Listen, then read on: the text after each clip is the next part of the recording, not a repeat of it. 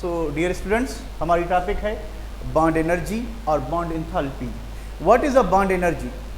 देखिए, जब भी we all know that bond formation is exothermic, bond formation is exothermic है। जब भी कोई बॉन्ड बनता है एनर्जी रिलीज होती है, ठीक है। तो उस एनर्जी को ही हम क्या कहते हैं? बॉन्ड कहते हैं, ठीक है, बॉन्ड एनर्जी कहते हैं।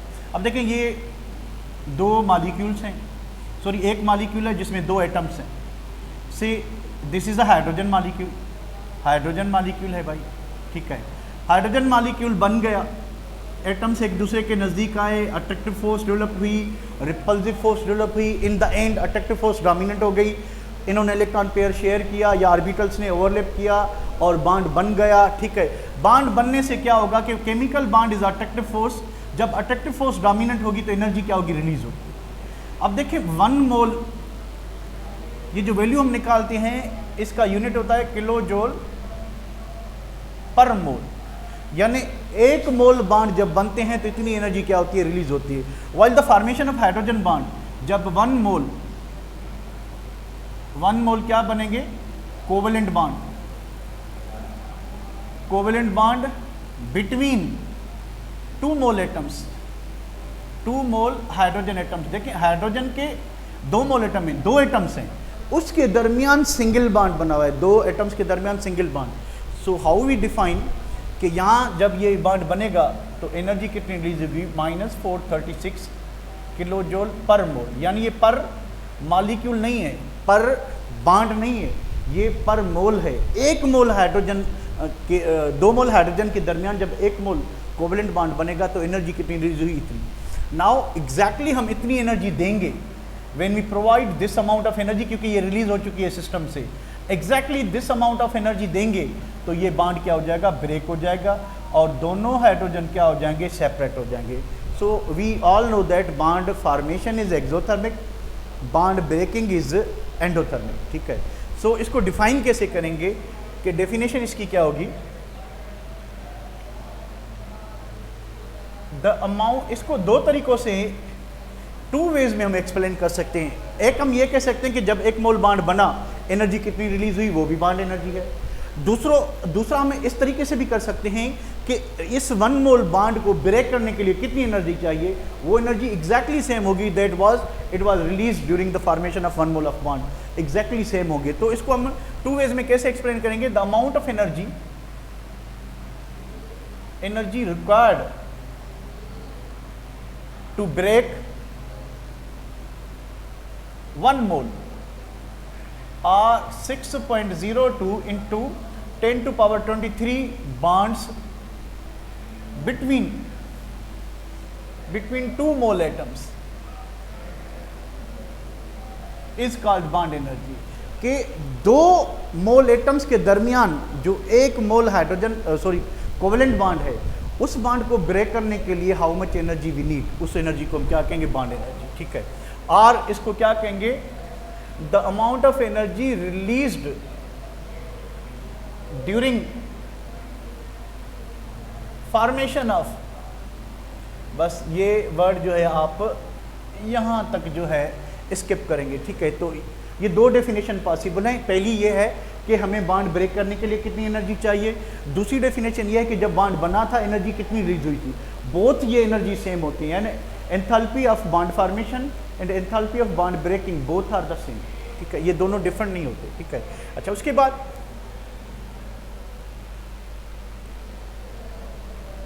It is expressed in, unit क्या यूज करते हैं? Expressed in kilo joule per मोल। कि बॉन्ड एनर्जी की जो यूनिट यूज करते हैं हमें, वो क्या होता है? Kilo joule per mole. दूसरी बात, it is measure of strength of covalent bond, strength of covalent bond. कि बॉन्ड एनर्जी जो है it is a measurement of covalent bond, कि how covalent bond stronger is, कि how is the stronger covalent bond, कि covalent bond कितना strong है, ठीक है। जितना कोवेलेंट बॉन्ड स्ट्रांग होगा उतनी बॉन्ड एनर्जी क्या होगी? ज़्यादा होगी। यानी higher the bond energy, higher the bond energy, कि जितनी बॉन्ड एनर्जी ज़्यादा होगी the strong will be covalent bond, के कोवेलेंट बॉन्ड उतना क्या होगा, स्ट्रांग होगा, and more will be fill in the blank. Student fill in the blank क्या है, फिल ब्लैंक में अगर किसी बॉन्ड की बॉन्ड एनर्जी ज़्यादा है तो इससे हमें क्या मतलब क्या पता चले, अरे बाबा strong and more will be stability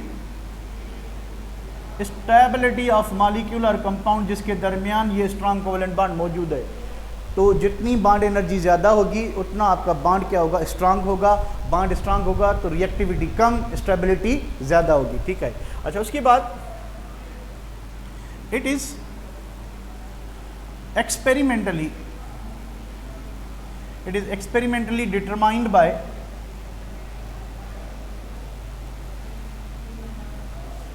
amount of heat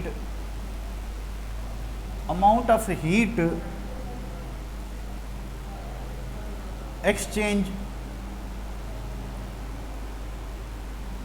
during a chemical reaction, कि जब केमिकल रिएक्शन हुआ तो उसमें हीट एनर्जी में चेंज कितनी आई, कि यानी आइदर सिस्टम ने हीट रिलीज़ की या सिस्टम ने हीट एब्जॉर्ब की, ठीक है। तो बॉन्ड एनर्जी जो है, क्योंकि हम दोनों वे में एक्सप्रेस कर रहे हैं कि जो एंथैल्पी ऑफ फॉर्मेशन है उसको भी हम बॉन्ड एनर्जी कह रहे हैं, जो एंथैल्पी ऑफ एटमाइजेशन है उसको भी हम जो है बॉन्ड एनर्जी कह रहे हैं, ठीक है। तो ये हम देखते हैं कि हीट कितनी इन्वॉल्व हुई है, ठीक है, केमिकल रिएक्शन में, उसको हम क्या कहेंगे, बॉन्ड एनर्जी कहेंगे, ठीक है। उसके बाद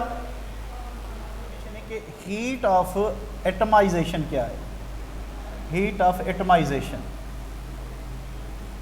अब देखें दो एटम्स के दरमियान ये बॉन्ड बना हुआ है हाइड्रोजन, ठीक है। आप इसको क्या करें, what is heat of atomization, heat of atomization कि जब आप इसको 436 किलो जूल पर मोल एनर्जी देंगे, ठीक है, तो ये जो मॉलिक्यूल है ये अपने कंपोनेंट, चले मैं सेपरेट लिखता हूँ, अपने कंपोनेंट एलिमेंट्स में क्या हो जाएगा, स्प्लिट हो जाएगा, ठीक है। So how much energy is required to split one molecule और one compound into its component elements के, उसके जो कंपोनेंट्स हैं उसमें अगर उसको हम ब्रेक करते हैं तो उसके लिए एनर्जी कितनी चाहिए, that energy is called heat of atomization. तो इसको डिफाइन कैसे करेंगे, इसकी डेफिनेशन क्या होगी, the enthalpy change in splitting molecule into its components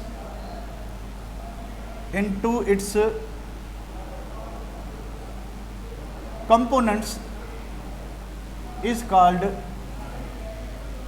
enthalpy of atomization।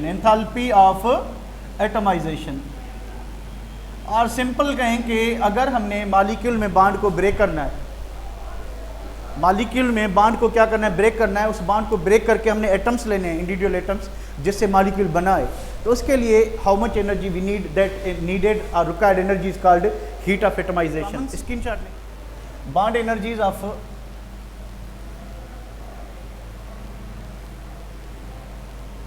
Multiple bonds,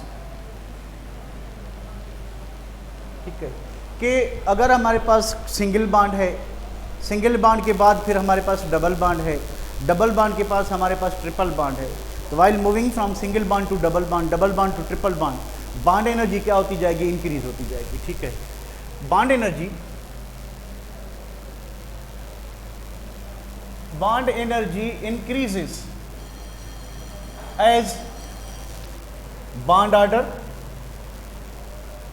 और multiplicity of covalent bond increase, कि जितना मल्टीपल बॉन्ड इंक्रीज होते जाएंगे बॉन्ड एनर्जी इंक्रीज होती जाएगी। And what is the cause for this increase, कि multiple bond increase होने से बॉन्ड लेंथ डिक्रीज होती है, ठीक है। because increase in bond order or multiplicity, the bond length is shortened. The bond length is shortened के वो bond length क्या होगी, कम होगी. आप देखें carbon carbon single bond, carbon carbon double bond, carbon carbon triple bond. Carbon carbon single bond की जो bond length है वो कितनी है, ये आपका हो गया बॉन्ड, ये हो गई बॉन्ड लेंथ, और ये हो गई बॉन्ड एनर्जी. ठीक है, हमें पता है कि कार्बन कार्बन सिंगल बॉन्ड की bond length 1.54 angstrom, double bond की बॉन्ड लेंथ क्या है 1.34 एंगस्ट्रॉम, और ट्रिपल बॉन्ड की क्या है 1.20 एंगस्ट्रॉम. देखिए जैसे जैसे मल्टीप्लिसिटी बढ़ रही है, मल्टीपल बॉन्ड बढ़ रहे हैं, बॉन्ड ऑर्डर बढ़ रहा है, तो बॉन्ड लेंथ कम हो रही है, और bond energy that is 347 kilo joule per mole, इसकी 614 किलो जूल पर मोल, इसकी 839 किलो जूल पर मोल. आप नोट करें कि जैसे जैसे मल्टीपल बॉन्ड बढ़ रहे हैं तो बॉन्ड लेंथ क्या हो रही है, कम हो रही है. और जितना बॉन्ड लेंथ कम होगी, जितना बॉन्ड लेंथ कम होगी, देयर आर टू कॉन्सेप्ट कि बॉन्ड लेंथ डिक्रीज होने से बॉन्ड एनर्जी क्यों इंक्रीज हुई. There are two concept. One is that कि एक्सटेंट ऑफ ओवरलैपिंग बढ़ेगी. मॉडर्न कॉन्सेप्ट यह है कि एक्सटेंट ऑफ ओवरलैपिंग बढ़ेगी. अगर लेविस कॉन्सेप्ट लेंगे तो शेयर्ड पेयर न्यूक्लियस को नज़दीक आएगा.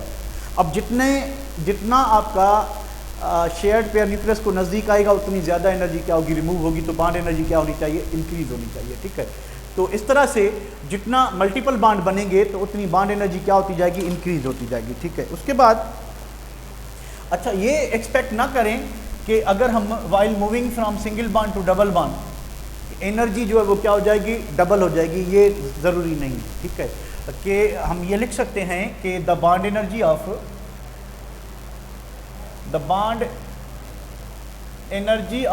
Single bond, single covalent bond is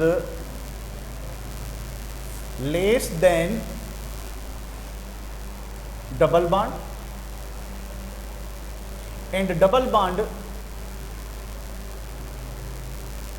is less than triple bond. Triple bond के डबल बॉन्ड की एनर्जी ट्रिपल बॉन्ड से लेस होती है, बट इट डजेंट मीन कि जो ट्रिपल बॉन्ड है उसकी बॉन्ड एनर्जी 3 टाइम्स ज़्यादा होगी. किससे 3 टाइम्स ज़्यादा होगी, किससे, सिंगल बॉन्ड से. और जो सिंगल बॉन्ड है वो डबल बॉन्ड है उसकी बॉन्ड एनर्जी डबल होगी, किससे, सिंगल बॉन्ड से. ये नहीं. ठीक है, ये एक्सपेरिमेंटली डिटरमाइंड है. ठीक है, सो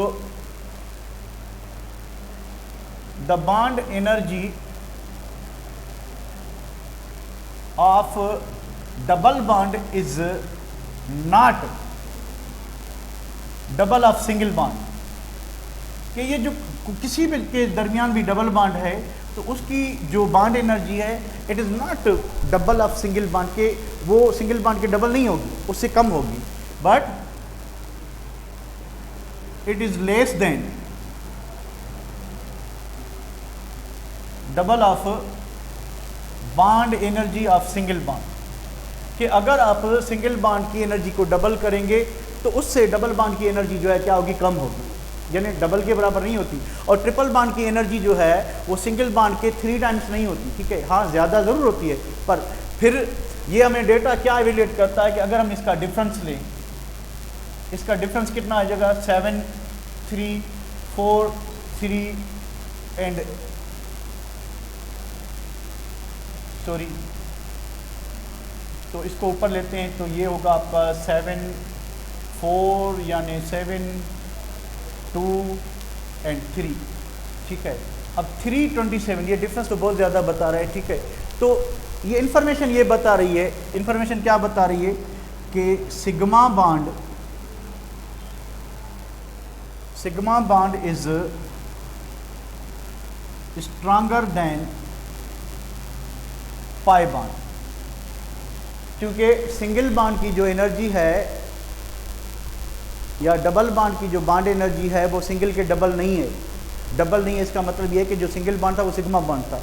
तो उसकी डबल से कम है, इसका मतलब ये हुआ कि सिग्मा बॉन्ड जो है वो स्ट्रांग है और पाई बॉन्ड की एनर्जी इतनी कम नहीं है, क्योंकि मल्टीपल बॉन्ड में एक ही सिग्मा बॉन्ड होगा, रिमेनिंग पाई बॉन्ड होंगे। अगर ट्रिपल बॉन्ड की energy 3 times of single bond नहीं है तो बाकी जो रिमेनिंग एनर्जी होगी वो तो पाई बॉन्ड की होगी। तो पाई बॉन्ड की एनर्जी क्या होती है, कम होती है। इसकी या सिंपल हम बात करें कि factors affecting bond energy, so it is also one of the factor. Number 1 इसमें है कि इलेक्ट्रोनेगेटिविटी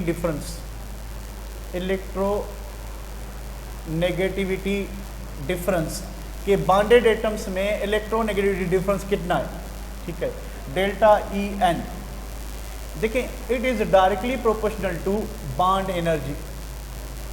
जितना इलेक्ट्रोनेगेटिविटी डिफरेंस ज़्यादा होगा, आयनिक कैरेक्टर ज़्यादा होगा, पोलैरिटी ज़्यादा होगा। हमने बॉन्ड लेंथ में इफेक्ट पढ़ा था कि पोलर बॉन्ड जो होते हैं they are remarkably shorter than का मतलब ये होगा कि आपका जो शेयर्ड पेयर है, आपकी जो ऑर्बिटल्स है वो ज़्यादा एक्सटेंट में overlapping, and the strength of covalent bond depends upon what, the extent of overlapping. तो जितना इलेक्ट्रॉनिक डिफरेंस ज़्यादा होगा उतना बॉन्ड एनर्जी क्या होगी, ज़्यादा होगी। फॉर एग्जांपल इसको हम कैसे कंसीडर करें कि हमारे पास हाइड्रोजन फ्लोराइड, हमारे पास हाइड्रोजन क्लोराइड, हमारे पास हाइड्रोजन ब्रोमाइड, हमारे पास हाइड्रोजन आयोडाइड। चलिए पहले ये हो गया बॉन्ड कि कौन सा बॉन्ड है, ठीक है। उसके बाद इलेक्ट्रोनेगेटिविटी डिफरेंस के जितना इलेक्ट्रोनिक डिफरेंस ज़्यादा होगा, आयनिक कैरेक्टर ज़्यादा होगा, पोलैरिटी ज़्यादा होगी, इसका डिफरेंस 1.9, 0.9, 0.7, 0.4। एनर्जी की बात करें तो 565, एनर्जी यूनिट कौन सा, किलो जूल पर मोल, ठीक है। हाइड्रोजन फ्लोराइड का जो बॉन्ड एनर्जी है in kilo joule per mole, it's I think कितनी है, 567 किलो जूल पर मोल, 431 किलो जूल पर मोल, 366 किलो जूल पर मोल, 299 किलो जूल पर मोल। आप देख सकते हैं, ठीक है, कि जैसे जैसे इलेक्ट्रोनेगेटिव डिफरेंस कम हो रहा है with decrease in electronegativity difference और आयोनिक कैरेक्टर और पोलैरिटी, ठीक है, जैसे जैसे पोलैरिटी कम हो रही है बॉन्ड एनर्जी क्या हो रही है, डिक्रीज है। बॉन्ड एनर्जी क्या हो रही है, डिक्रीज है। And this is due to what, bond length बढ़ने से हो रहा है या बॉन्ड लेंथ कम होने से हो रहा है। ये जो बॉन्ड एनर्जी डिक्रीज हो रही है ये बॉन्ड लेंथ बढ़ने से या बॉन्ड लेंथ कम होने से। मैसेज करें ज़रा शाबाश। Size of bonded atom, sorry, size of bonded atoms के बॉन्डेड एटम्स की साइज कितनी, ठीक है, inversely proportional to bond energy. अब क्या होगा कि smaller the size of bonded atoms, smaller the size of bonded atoms, the high will be bond energy, bond energy। अब क्या होता है कि जो छोटे एटम्स हैं उनका कोवेलेंट रेडियस क्या होता है, कम होता है, तो उसकी बॉन्ड लेंथ क्या होगी, कम होगी। अब जितनी बॉन्ड लेंथ कम होगी तो उतनी एनर्जी क्या होगी, ज़्यादा होगी। सिंपल सा एग्जांपल लेते हैं कि hydrogen hydrogen bond is stronger than chlorine chlorine bond, ठीक है। अब यहाँ पे देखें कि दो छोटे एटम्स बॉन्ड बना रहे हैं तो इनका जो बॉन्ड लेंथ है वो कम है। यहाँ पे दो बड़े एटम्स बॉन्ड बना रहे हैं तो इनका जो इंटरन्यूक्लियस डिस्टेंस है वो ज़्यादा है। तो इसको तोड़ने के लिए जो एनर्जी चाहिए 436, इस बॉन्ड को तोड़ने के लिए जो एनर्जी चाहिए just 242 kilo joule. So what is the effect of the size, कि smaller the size of bonded atoms the strong will be covalent bond, the high will be bond energy, ठीक है। Bond length,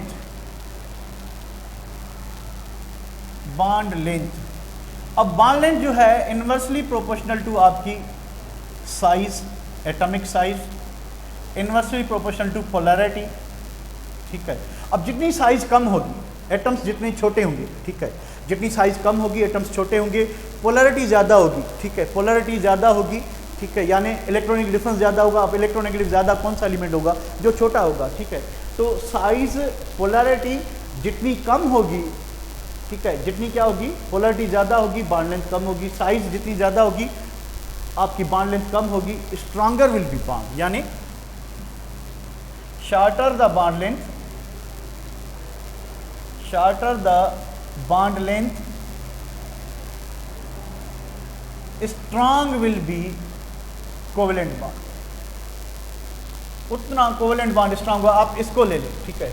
यहाँ पे देखें वो जो carbon carbon single bond थे, मैंने शायद मिटा दी। आप इस चीज़ को बॉन्ड लेंथ को समझने के लिए, carbon carbon single bond, bond length कितनी 1.54, एनर्जी कितनी 347, डबल बॉन्ड 1.34, एनर्जी कितनी 614, ठीक है भाई। Carbon carbon triple bond, carbon carbon triple bond, energy कितनी, सॉरी बॉन्ड लेंथ कितनी 1.20 एंगस्ट्रॉम। अब देखें बॉन्ड लेंथ कम हुई तो बॉन्ड एनर्जी क्या हो रही है, बढ़ रही है, ठीक है 839। तो जितनी बॉन्ड लेंथ कम होगी उतना आपका बॉन्ड स्ट्रांग होता जाएगा, बॉन्ड एनर्जी बढ़ती जाएगी। The fourth and the last factor is bond order और मल्टीप्लिसिटी, हम पहले ही डिस्कस कर चुके हैं। बॉन्ड ऑर्डर और मल्टीप्लिसिटी ऑफ कोवेलेंट बॉन्ड, आप इसको यहीं पे ही देख लें कि जैसे जैसे बॉन्ड ऑर्डर बढ़ता जाएगा, मल्टीप्लिसिटी ऑफ कोवेलेंट बॉन्ड बढ़ती जाएगी, बॉन्ड लेंथ कम होती जाएगी और बॉन्ड एनर्जी क्या होगी, बढ़ती जाएगी। बढ़े स्क्रीनशॉट लें, उतना बॉन्ड ऑर्डर बढ़ेगा, ठीक है। हेडिंग है हमारी द रिलेशनशिप बिटवीन पोलैरिटी और आयनिक कैरेक्टर एंड बॉन्ड एनर्जी। चलें जी, इसमें कौन सा रिलेशन है?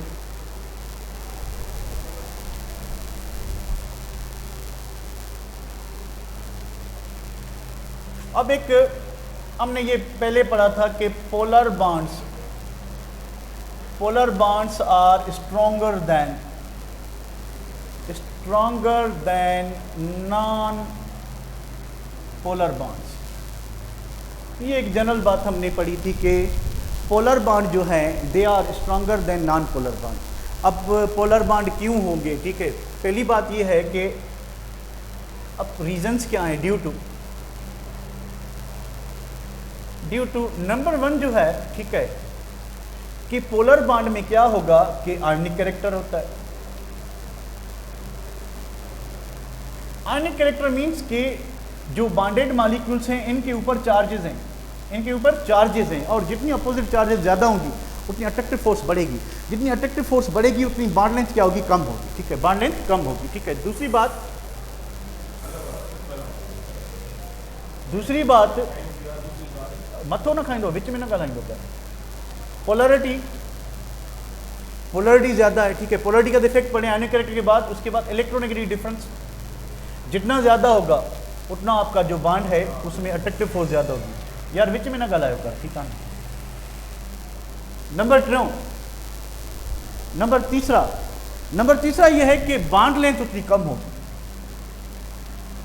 लो विल बी बॉन्ड लेंथ, ठीक है।